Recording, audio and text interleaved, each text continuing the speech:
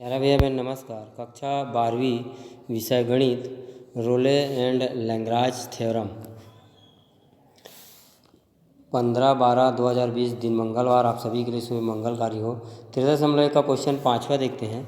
अपने को इस प्रकार से दिया है फलन f(x) बराबर x into X plus 3 into E का पावर माइनस एक्स अपान 2 किस बिंदु पर अपने को बंद अंतराल ऋण 3 और 0 पर अपने को लैग्रांज रोले प्रमेय सिद्ध करना है।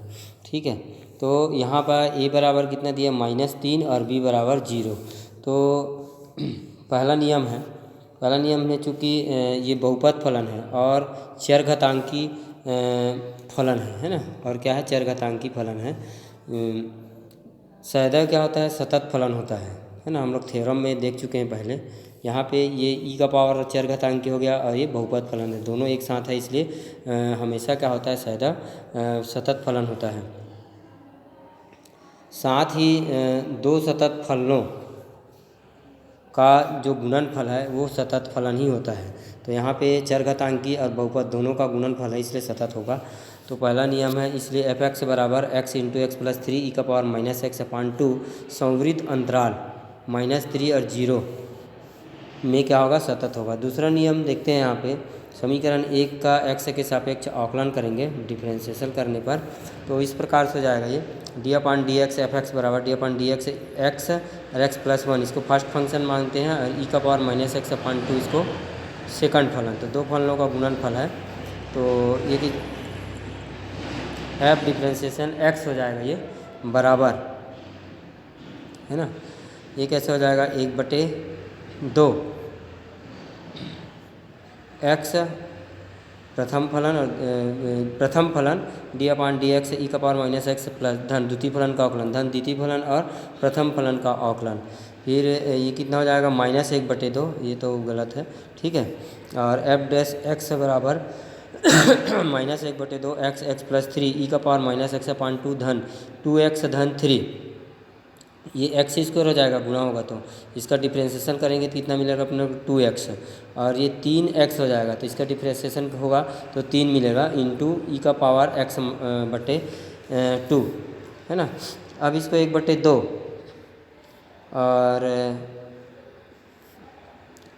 2 इसके साथ गुणा हो गया तो कितना हो जाएगा? ये 2 गुणा होगा तो 2x धन 3 ये इसके साथ गुणा होगा 2x धन 3 और इसमें से e का पावर x-2 और इसमें से e का पावर x-2 दोनों को अपन कॉमन लें यहाँ पे, तो क्या हो जाएगा? 1/2 2x धन 3 ऋण x धन 3 कोष्टक e का घात ऋण x/2 हो जाएगा। अब क्या करेंगे? इसमें से कोष्टक को हल करते हैं तो 2 दूनी 4x हो जाएगा धन 3 दूनी 6 ऋण x² ऋण 3x और पूरे पावर e का घात ऋण x/2 हो जाएगा।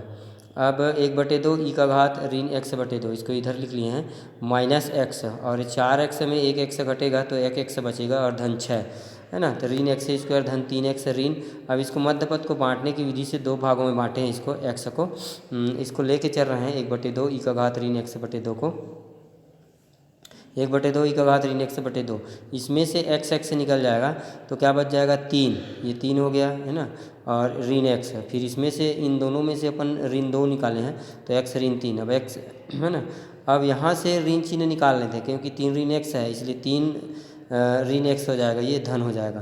तो कितना हो जाएगा? x 3 ऋण x और इसमें से ऋण चिन्ह निकाले हैं धन 2 और 3 ऋण x हो जाएगा। अब ये 3 ऋण x को उभयनिष्ठ लेंगे तो क्वेश्चन इस प्रकार से हो जाएगा f(x) बराबर 1/2 ई का पावर माइनस x/2 3 ऋण x और x 2 धन x। अब फलन जो दिया है f(x) का ऋण 3 और 0 में इसका अस्तित्व है ना। इसलिए f(x) विपरीत अंतराल मतलब खुला अंतराल में क्या होगा? अवकलनीय होगा। ये दूसरा जो नियम है वो भी सिद्ध हो गया।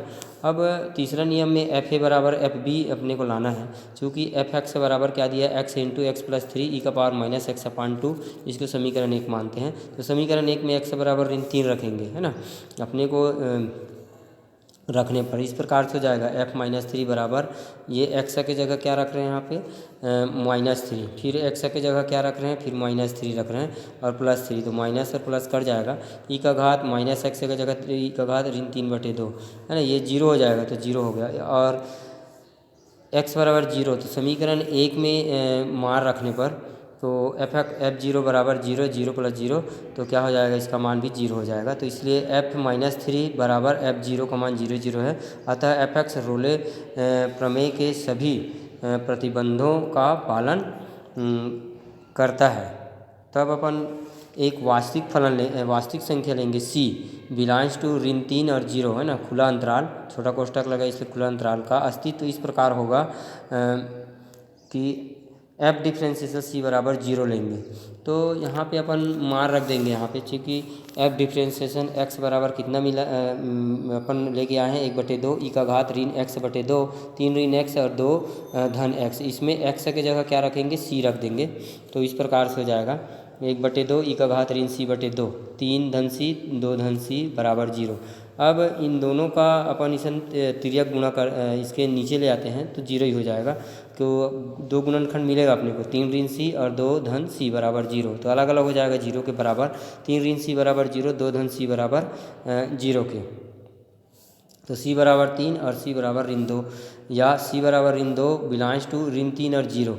अब देखते हैं यहाँ पे संख्या रेखा पर जो इसका मान कितना मिलता है, ऋण 3 और 0 के मध्य में आना चाहिए, ऋण 2 है ना, तब तो तीसरा नियम तब रोले प्रमेय सत्यापित होता है। तो ये ऋण 2 मध्य में आ रहा है, ऋण 3 और 2 के संख्या रेखा पर प्रदर्शन देखते हैं तो है ना, तो अतः रोले प्रमेय क्या होता है, सत्यापित होता है।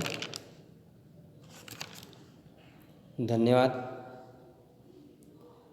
आगे देखते हैं यहाँ पे 13.3 का 9वां क्वेश्चन, एफ एक्स बराबर दिया है cos 2x माइनस π/4, इसको समीकरण 1 मानते हैं। तो नियम पहला से चूँकि एफ एक्स बराबर cos 2x माइनस π/4 है ना, संवृत अंतराल को क्या दिया है अपने को, 0 और π/2 में रोले प्रमेय सत्यापित करना है, में सतत फलन है, क्योंकि cos x सभी वास्तविक संख्याओं के लिए क्या होता है, सतत होता है, इसलिए सतत है। तो दूसरा देखते हैं समीकरण 1 का दोनों पक्षों में अपन क्या करेंगे, x के सापेक्ष अवकलन कर देंगे, तो f डिफ्रेंशिएशन x बराबर -2 साइन हो जाएगा। ये जब डिफ्रेंशिएशन करेंगे तो कास क्या हो जाएगा और 2 बाहर हो जाएगा, तो -2 साइन, कास का साइन माइनस होता है ना, इसलिए -2 साइन 2x माइनस π/4 समीकरण क्या हो जाएगा 2 है ना, का अस्तित्व x बिलोंग्स टू 0 π/2 में है। तो दूसरा नियम भी सत्यापित होता है। आगे देखते हैं यहाँ पे, आगे तीसरा देखते हैं, इसलिए एफ एक्स अंतराल 0 π/2 में क्या होगा, अवकलनीय होगा। तीसरा देखते हैं यहाँ पे, एफ ए और एफ बी बराबर 0 लाना होता है, तो एफ एक्स बराबर चूँकि अपने को दिया है cos 2 × x माइनस π/4 है ना, तो यहाँ पे x बराबर 0 और x बराबर π/2 रखेंगे इसमें तो इस प्रकार से हो जाएगा। यदि x बराबर 0 लेते हैं तो यहाँ पे x बराबर 0 रख रहे हैं तो 0 हो गया, बराबर यहाँ पे फिर x बराबर 0 रख रहे हैं, 0 हो गया, फिर π/4 है ना। अब इसको अंदर गुणा कर देंगे तो ये 2 और 2 कट जाएगा, तो क्या बचेगा, cos -2 π/2 हो जाएगा, 2 से 2 कटेगा तो इस प्रकार से हो जाएगा ये, या f0 बराबर cos -π/2 है ना, cos -θ बराबर cos θ के, तो cos π/2 का मान क्या मिलता है, 0, क्योंकि cos -θ cos θ होता है इसलिए। और यदि x बराबर π/2 तब समीकरण 1 से f π/2 बराबर cos 2 π/2 माइनस π/4, इसको अपन सरल करेंगे तो कितना हो जाएगा, यहाँ पे cos f π/2 है ना बराबर cos π/2 बराबर 0, 90 अंश का मान 0 होता है इसलिए 0, तो ये और ये दोनों बराबर है। कहने का अर्थ है कि इसलिए f0 बराबर f π/2, अतः एफ एक्स रोले प्रमेय के सभी प्रतिबंधों को क्या करता है, संतुष्ट करता है। इसलिए वास्तविक संख्या का अस्तित्व इस प्रकार होगा कि f डिफ्रेंशिएशन c बराबर 0 के, तो इस प्रकार से हो जाएगा यहाँ पे। तो उसमें मान रख देंगे अपन x की जगह, तो -2 साइन है ना, क्या हो जाएगा, -2 साइन 2c माइनस π/4 बराबर 0 के, या 2 को अपन इधर कर दिए या भाग दे दिया -2 से, तो साइन 2c हो जाएगा, अंदर चला जाएगा और -π/2 हो जाएगा बराबर 0 के, है ना। साइन 2c -π/2 और साइन 0 का मान 0 होता है, इसलिए साइन से साइन कट जाएगा, 2c -π/2 बराबर 0 के, या 2c बराबर π/2 या c बराबर कितना हो जाएगा π/4, है ना। अब यहाँ पे देखेंगे 0 π/2, तो अपन देखते हैं ये जो π/2 है इसके मध्य है, किसके π/2, 0 से π/2 के अपने को लिमिट दिया है उसके मध्य में है, इसलिए अपन कह सकते हैं कि f(x) जो रोले प्रमेय है उसको सत्यापित करता है ना। धन्यवाद, आप लोग होमवर्क करते